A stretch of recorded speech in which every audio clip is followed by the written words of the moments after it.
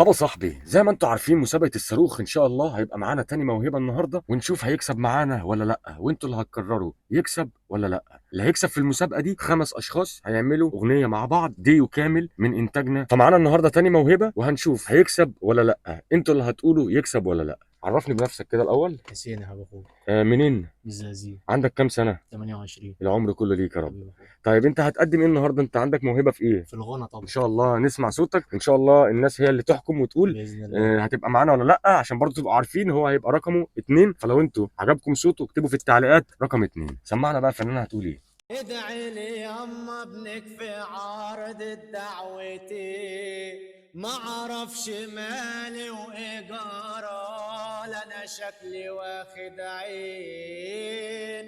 انا كنت بضحك مره واحده لقيتني فجاه حزين، غيرني جرح نسيت ملامحي ما بقتش عارف انا مين. ما شاء الله عليك يا فنان، بس شكرا. الحكم مش ليا المره دي عشان دي شروط المسابقه. اكيد الحكم طبعا. هو من الناس. فلو انتوا عجبكم صوت حسين اكتبوا في التعليقات رقم 2. ونورت الدنيا يا فنان، وان شاء الله يبقى ليك معانا نصيب ان شاء الله باذن الله. في التراك الجامد ده ان شاء باذن الله الله. ولا الكلام. نورت الدنيا يا فنان حبيب اخوك. حبيبي يا نجم. حبيب اخوك.